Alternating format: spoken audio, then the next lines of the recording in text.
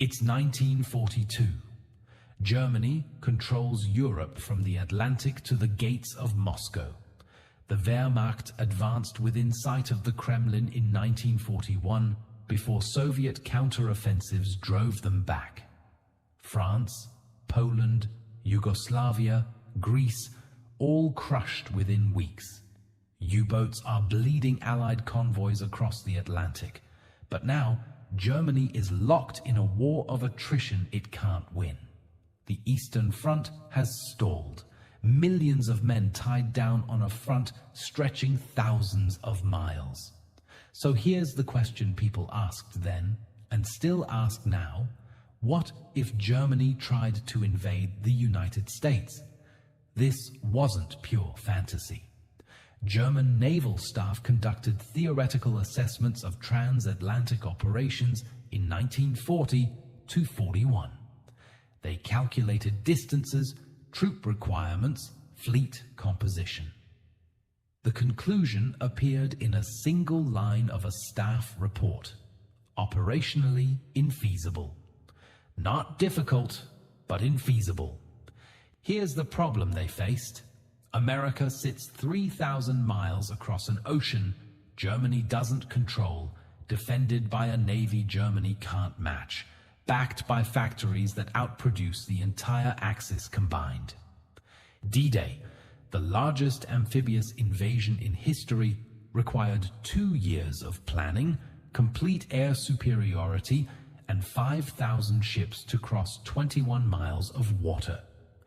Germany would need to cross the Atlantic against the US Navy, establish a beachhead on a hostile continent, and sustain supply lines while American factories buried them under steel.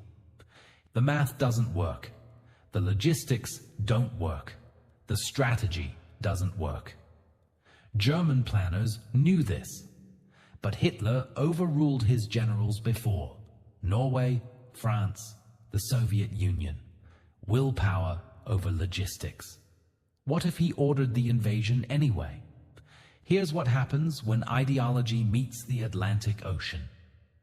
If you want to understand why some military operations aren't just difficult, but physically impossible, hit subscribe.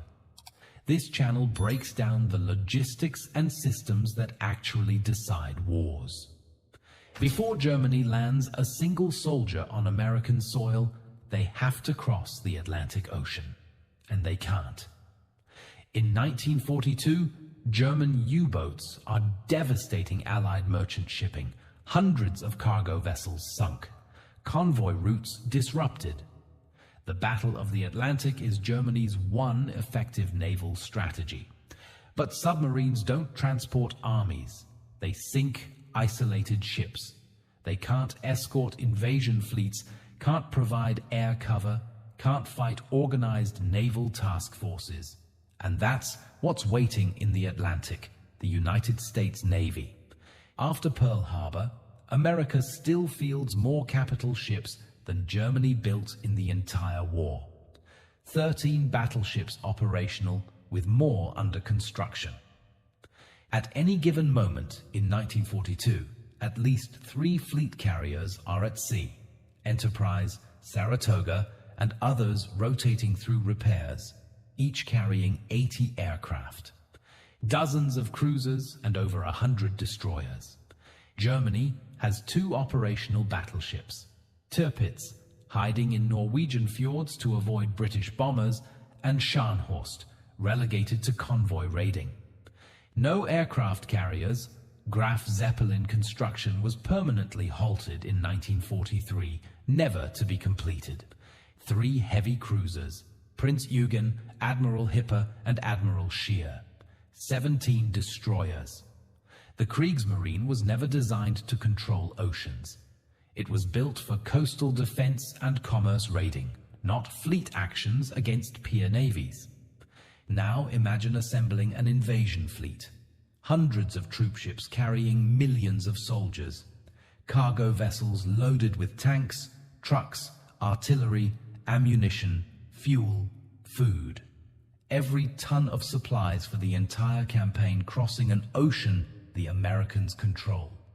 The invasion fleet would stretch across hundreds of square miles of water, moving at the speed of the slowest cargo ship, maybe 10 knots. The crossing takes 2 weeks minimum, likely 3. For 2 weeks, this fleet is exposed, vulnerable, moving through hostile waters. US submarines track the convoy from the moment it leaves port. Carrier task forces position themselves along the route. Long-range patrol bombers relay coordinates. The fleet can't hide. It's too large, too slow, too visible. American carriers launch strikes. Dive bombers and torpedo planes hit transports loaded with troops and equipment. Submarines sink cargo ships carrying fuel and ammunition. Battleships shell survivors. The invasion fleet doesn't need to be completely destroyed. It just needs to be disrupted enough that surviving forces arrive scattered, undersupplied, and combat ineffective. And Germany has no way to defend the fleet. Land-based aircraft from Europe can't reach mid-Atlantic. Without carriers, there's no air cover. The U-boats that made the Atlantic dangerous for merchant ships are useless against organized naval task forces with destroyer escorts and air patrols. Even if some ships survive the crossing, there's another problem. Britain sits directly between Germany and America. Any invasion fleet sailing west has to pass through waters patrolled by the Royal Navy.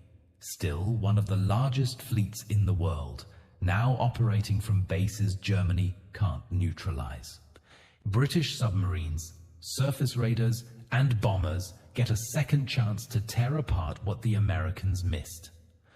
Germany couldn't invade Britain across 21 miles of the English Channel.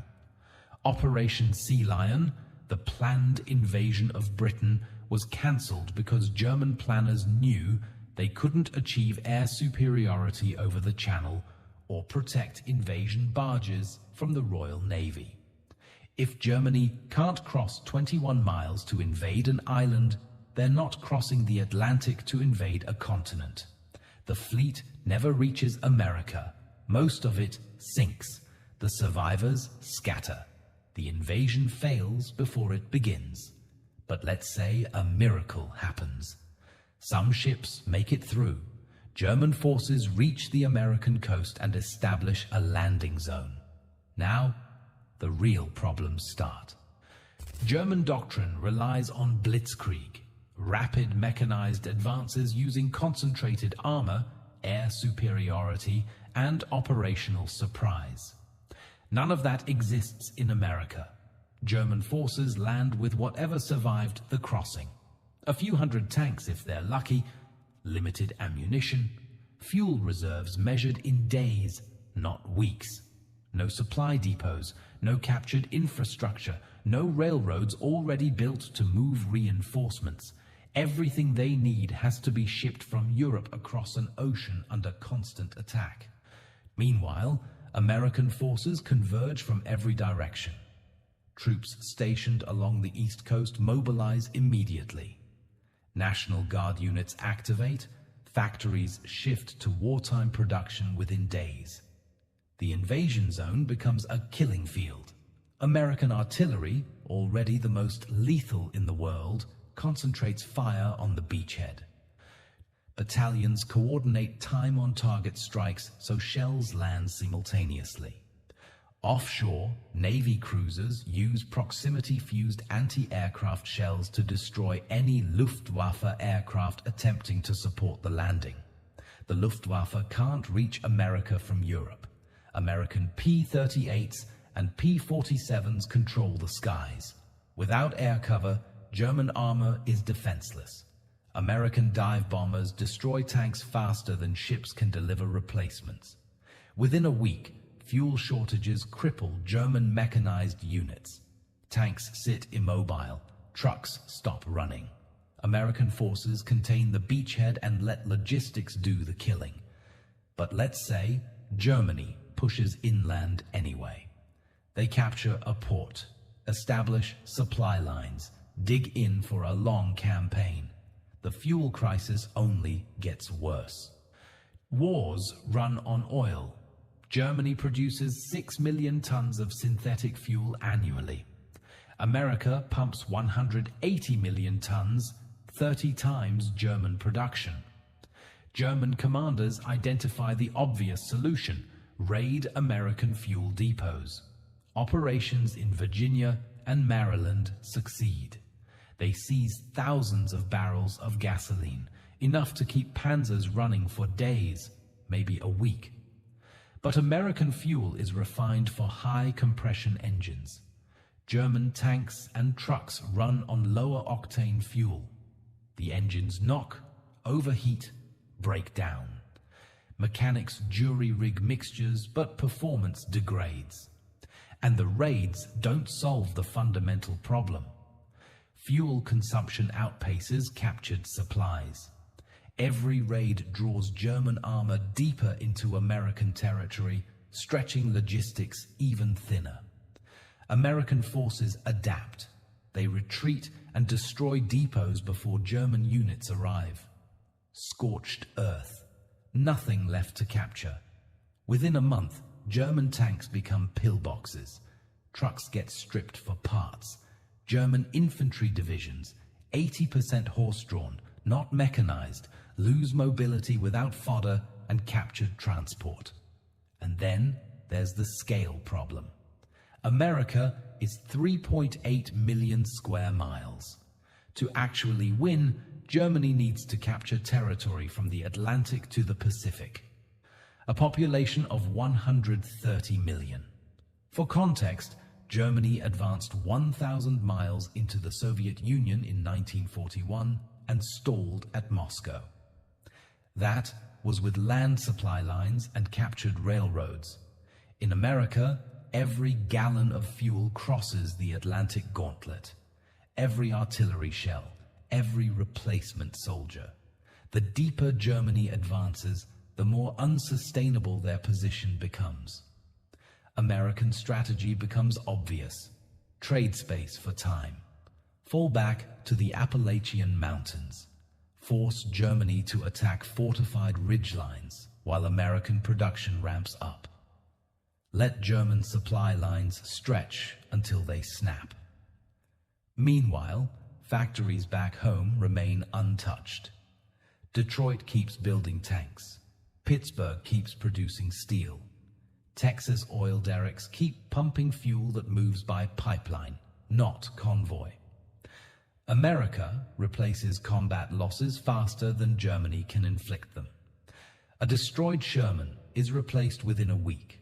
A destroyed Panzer takes months to rebuild, then has to survive the Atlantic crossing. And Germany is still fighting the Soviet Union. Millions of German soldiers are tied down on the Eastern Front. Stalingrad is being contested. Kursk is coming. Germany can't pull forces from the east without collapsing Europe.